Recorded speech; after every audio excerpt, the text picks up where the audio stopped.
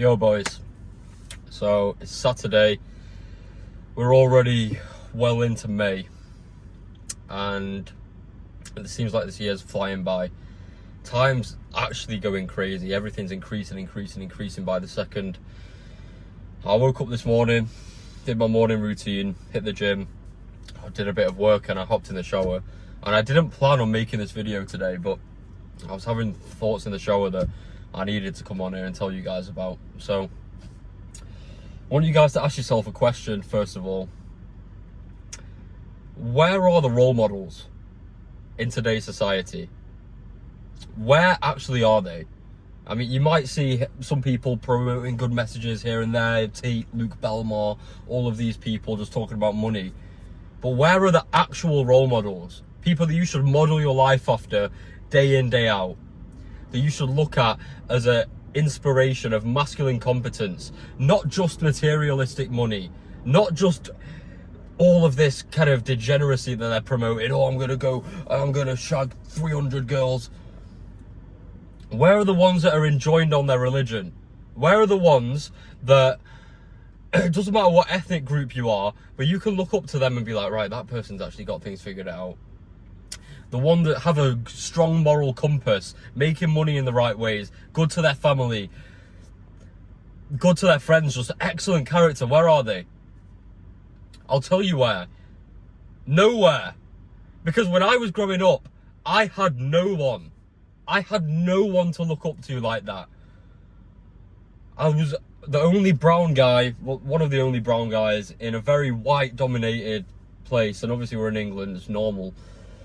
But I had no one really to look up to other than the people in my friendship group or people a couple years older that were dealing drugs and they used to get all the girls, and people in my age group that would go out drinking and doing drugs, so they'd get loads of girls. And I would start to model my life after these people because I thought that was success. I thought that was what we should strive for. Just, yeah, let's go out, chase all this pleasure, and then we'll get really cool pictures, and then they'll know me as like the party guy, and then I can get all these girls. So that's what I started trying to do. I looked up to the drug dealer a few years above me with an Audi on finance who was actually in loads of debt, but I thought that was cool because it was part of the story. Yeah, grow up, get in debt, sell drugs, take loads of drugs. And this guy used to wake up at like flipping 11 a.m. and sniff a line of coke and then go and do that stuff all day. And I got roped into that life because I had no real masculine role models that were pushing me forward to get better. I didn't respect my parents because my whole version of reality was skewed. My version of reality was like, oh, right, well, these guys are going out, they're dealing drugs and they get to go and drink with their families and they get to do X, Y, Z. Why can't I do that? Why can't I live that life? So as a result, I lost respect for my own parents, the ones that birthed me, the ones that raised me, the ones that taught me everything, how to speak, walk, change my nappies, everything. I lost respect for those people because of the influences I had around me. Because everyone was chasing this vanity bullshit of the pleasures of this world. The artificial pleasures of this world. And now we've just got it on a wider scale. That was just in my hometown, right? So in my hometown, I had all of these drug dealers and then people going out to the parties. I looked up to them. And then outside of that, now online, a few years later, you've got these masculine role models. It's good. You've got Tate, you've got all of these people. But how many of them actually take their religion seriously? Because it's like two ends of the spectrum. One side, you've got the Tate types that they're not perfect. No one's perfect. I'm not perfect. But they clearly promote degeneracy. They clearly talk about, no, don't get married. And I'm not saying that traditional marriage is good in the West. It's definitely not. But they promote you going around sleeping with a bunch of girls, going and gambling, going and taking drugs, not taking drugs, but drinking, and all of these kind of things, because that's what they do.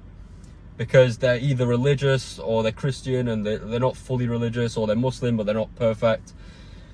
And then on the other side, This is what scared me away from being religious. You've got the preachers that kind of just ban everything and outlaw everything and make you feel horrible for sinning. Because we're all sinners. That's our nature. And then sometimes you get from these speakers, they don't want you to their message comes across as you shouldn't be successful in this life, like the whole poverty is piety thing. And things are changing now a little bit with that regard, but I still look at them and I don't want to live their life exactly, because alhamdulillah, like, they're blessed and they can live below their means, but I don't want that, because I've still got the shiny object of what I can achieve in this world. But when I was younger, I had no one to look up to in this regard. I was scared of religion because I thought it restricted me. And what I thought was shiny was all of this degenerate bullshit. And then over the past 2 years, 3 years, when I've been getting my stuff together, my whole version of it's been skewed, because I think that when you're successful, that means you have to go out to the club and celebrate your success like that and go and get a bunch of bitches, a bunch of like 10 girls. They're not your wives, they're not girls, they're just whores that want you for your money. I thought that was success. It's not success. And you're only going to go as far as the people that you compare yourself to. So when I was looking up to Tate and all of these people, just only them, I would compromise on my religious values to go and want to be like them. And I'd start to justify it, like, oh yeah, it's fine, well, it's 2024, it's 2023, it's 2025. But it's not. And if you've got the absence of role models, you need to become one yourself. That's the only real solution. That's what I had to realize within myself, that I can't take everything that everyone says to as gospel. That I have to go and seek my own truth. And the way that you seek your own truth is through showing up for yourself every day. You can take good parts from everybody. I can take the success mindset from Tate. I can take some of the religious teaching from the scholars. I can take inspiration to not be like the people that were in my hometown. And it's really, really hard to say this when everyone you're surrounded with is doing one thing, because to go against the grain is biologically so difficult. It's within our nature to not want to do that, because we want to satisfy the tribe. We want to fit in with everybody else. And it's so painful to go against what everybody else is doing. But you, brother, you know that you are meant for more.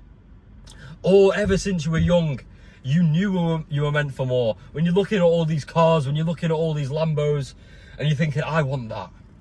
That's for a reason. God has given you that for a reason. Otherwise, you wouldn't want that. These scholars, they don't want that stuff. So this dream has been planted in your heart for a reason. But you're not going to get there by chasing the wrong people. Because everyone in life is a culmination of their habits and their mentors. When my mentors were the people in the drugs and the clubs and all that stuff, I became a flipping drug addict. I became a hedonist, flipping degenerate chaser, looking for the next hit, looking for the next club, looking for the next party, looking for the next girl to message when I'm horny. And it got me nowhere.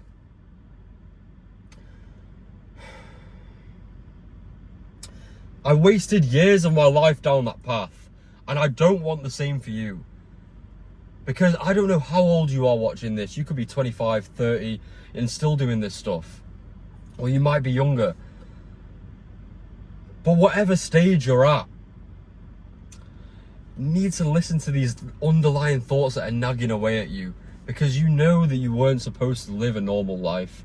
You weren't supposed to live what the normal person does. Just goes in and is chained down by society. That's the reason I didn't look up to my dad. And that's the reason society is the way it is. And astaghfirullah, I look up to him now. That man has slaved away his whole life to make life better for us. And I repaid him in ingratitude and made his life so much harder through all of the turmoil I put my family through in those years. Because I just had this misconception of what success was. I thought success was popularity. But in oftentimes, when you chase success, you're not going to be liked. Because you're doing the things that other people don't want to do, and you remind them of who they couldn't be, because their vices have too much of a grip on them. Every time you try and escape the bucket of crabs, they try and pull you down. No, we're not like that, bro. We don't do that. Oh, come out to this drink. Oh, what do you mean you're not drinking, you weirdo? What do you mean you're not looking? What do you mean you're not looking after? You're not speaking to any girls right now? Why are you waking up at 6 a.m.? Who wakes up at 6 a.m.? That's what these people try and instill you with. And the reason I didn't look up to my dad, and I should have, he was a surgeon. He was top performer, slaving away, providing for us out of his means that he could. The reason I didn't want to is the same reason society is, the whole infrastructure of society is that they'll give you just enough. Even the top performers, the doctors, the lawyers, the surgeons, they'll give you just enough to deem as successful. You're in the highest tax bracket now. Yeah, you're making 100k, you're giving us 40k a year. You only take home 60, and now you've got a family of 5 to provide for. But it's okay, you've got a BMW. It's okay, you've got a mortgage. You're successful within the matrix. That's what they think. That is what... That's what they've conditioned everyone to do. So then kids grow up not fully respecting their parents because they see a different life that they see online, and this guy's got a Bugatti, and this guy's got a Lambo, and this guy's got a Ferrari. They're like, why doesn't my dad have that? And then that puts further pressure on the dad and makes him maybe turn away from his religion. Makes him turn away from his religion. And that's the whole reason everything's set up, so that everyone turns away from their religion, turns away from their morals, starts indulging in vices, because that's where everyone's kind of, all the elite's profit comes from, and it destroys family units.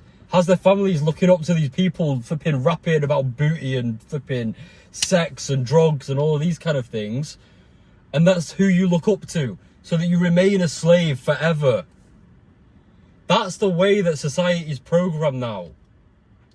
And it's really sad for the working man, and it's really sad for most of people living this life. Children don't respect their parents. The hadith from Prophet ﷺ, he said that during the end of times, children will become masters to their parents, and that's exactly what's happening now. So in the absence of role models, we need to reclaim ourselves, reclaim our masculinity, reclaim who we are, and the way that we want to see the world shaped, we have to do it ourselves. No one's coming. Until Jesus the Messiah comes, no one is coming to save us. No one's coming to save you. So you can sit there thinking about, oh yeah, well everyone else is doing it, so it's fine, and make all of these excuses and not take action, or you listen to that voice that's nagging away, that tells you that you know you could do better. I can't tell you the amount of times when I'd self-improve for like a month. I'd go and look at TikToks, and it'd be like, oh, the perfect routine, wake up at 5:30, and I'd screenshot it. I'd be like, yeah. Start listening to podcasts, and then do nothing. And then still go out and get wasted the day after. Because I hadn't reached that level of competence in my brain. I hadn't reached the level of me that believed himself capable to do it. Capable to go against the grain. Capable to put his thoughts into action. And that's because of my environment, yeah. But it was also because of my own mind. The mind is the only thing that you can control. So once you gain control of that, once you start rejecting the bitch voice, when you start listening to the voice that tells you can do things, and if you don't have that voice, you need to make that voice, because I'm telling you, brother, you are so much more capable than you realize. So much more. Listen to all those times in your life when you've actually done something. Think about your biggest achievements. Think about all of that and use that as fuel. Because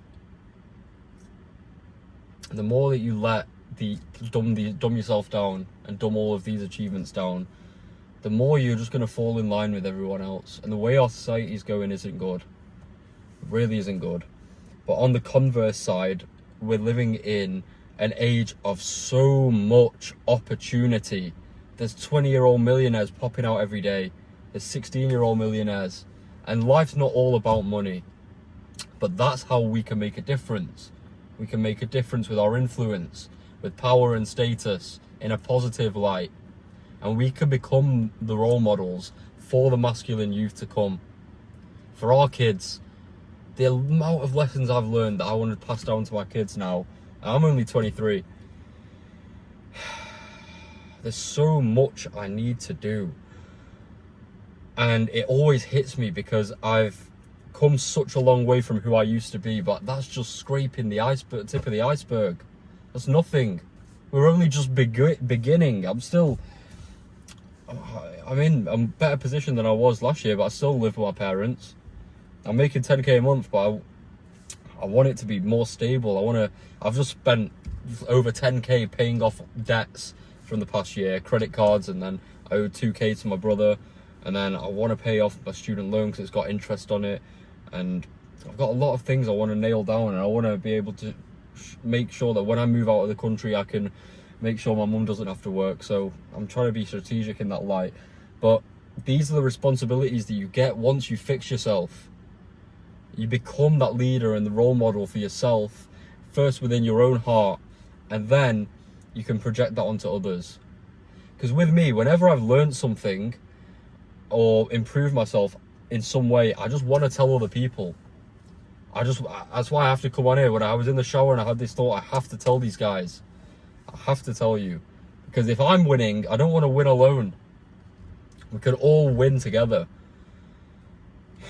It's empty otherwise. Believe me, I've tried to put myself first in that regard, and it's not fun. It's like, even now, like, my friends aren't balling. I'm making money. They're not. So it's like, oh yeah, I want to do this, bro. When are we going to move out to Bali or Dubai? When are we going to do this? And bro, they're making no money.